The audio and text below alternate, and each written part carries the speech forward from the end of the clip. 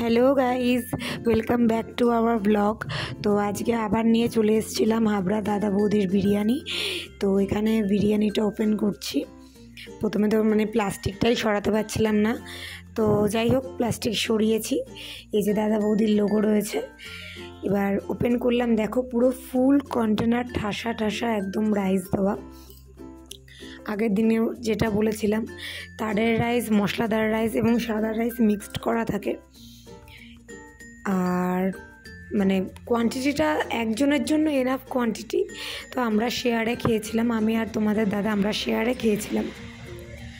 আজকে অর্ডার করেছিলাম চিকেন বিরিয়ানি, আগের দিন ছিল মাটন বিরিয়ানি। তো আজকে বিরিয়ানিটা আমার খুব একটা ভালো লাগেনি। মাটন বিরিয়ানিটার সাথে যদি কম্পেয়ার করি তো আমার খুব একটা টেস্ট অনুযায়ী আমার ভালো লাগেনি। তো তোমরা যদি কোনো দিন খাও তো আমাকে প্লিজ বলো। আর এখানে দেখো, দেখতে পাচ্ছ দুটো প্লেটে নিয়েছি, কোয়ান্টিটিটা তাহলে তোমরা বুঝতেই পেরেছো।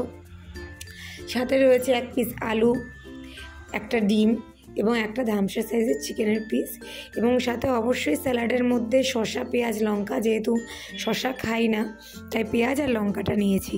তো তোমরা যদি কোনো দিন হাবড়া দাদা বৌদির বিরিয়ানি থেকে যে বিরিয়ানি তোমরা ট্রাই করবে, প্লিজ আমাকে কিন্তু কমেন্টে জানাতে ভুলো না যে তোমাদের বিরিয়ানিটা কেমন লাগলো। Thank you, enjoy your lunch and I also.